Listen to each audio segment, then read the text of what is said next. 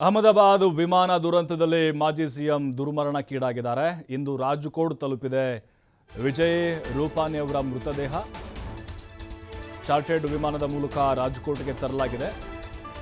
ಗುಜರಾತ್ನ ಮಾಜಿ ಮುಖ್ಯಮಂತ್ರಿ ವಿಜಯ್ ರೂಪಾನಿ ಅವರು ದುರಂತದಲ್ಲಿ ದುರ್ಮರಣಕ್ಕೀಡಾಗಿದ್ದಾರೆ. ಈಗ ಅವರ ಪಾರ್ಥಿವ ಶರೀರ ರಾಜ್ಕೋಟ್ಗೆ ಬಂದಿದೆ. ರಾಜ್ಕೋಟ್ನ ರಸ್ತೆಗಳಲ್ಲಿ ಅಂತಿಮ ಯಾತ್ರೆ ಕೂಡ ನಡೀತಾ ಇದೆ.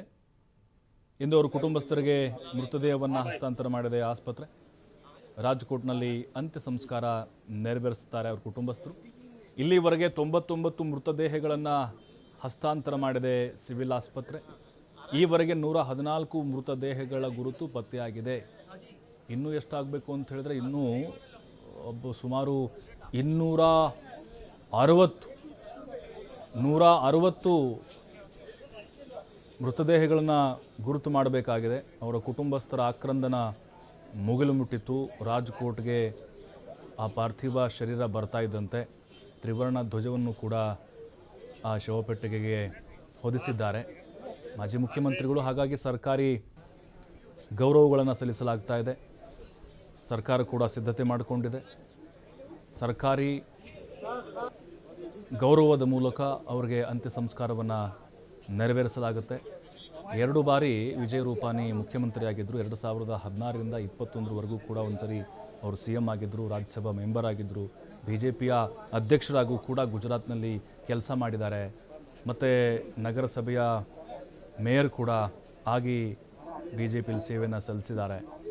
ಪ್ರಧಾನಿ ಮೋದಿ ಮತ್ತು ಅಮಿತ್ ಶಾ ಅವರಿಗೆ ಬಹಳ ಅತ್ಯಾಪ್ತರಾಗಿ ವಿಜಯ್ ರೂಪಾನಿ ಅವರು ಗುರುತಿಸಿಕೊಂಡಿದ್ದರು. 68 ವರ್ಷ ವಯಸ್ಸಾಗಿತ್ತು ಅವರಿಗೆ. ಮಗಳನ್ನ ನೋಡಲಿಕ್ಕೆ ಅಂಥೇಳಿ ಲಂಡನ್ಗೆ ತೆರಳುತ್ತಾ ಇದ್ದರು. 12 ನಂಬರ್ ಸೀಟಲ್ಲಿ ಅವರು ಕೂತ್ಕೊಂಡಿದ್ದರು.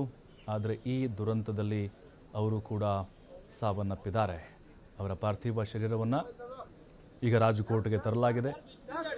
ಸಕಲ ಸರ್ಕಾರಿ ಗೌರವಗಳನ್ನು ಕೂಡ ಸಲ್ಲಿಸಲಾಗಿದೆ.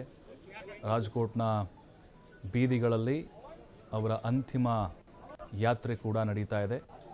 ಪಕ್ಷಾತೀತವಾಗಿ ಅಲ್ಲಿ ರಾಜಕೀಯ ಗಣ್ಯರು ಕೂಡ ಬಂದು ಅವರ ಅಂತಿಮ ದರ್ಶನವನ್ನು ಪಡೀತಾ ಇದ್ದಾರೆ.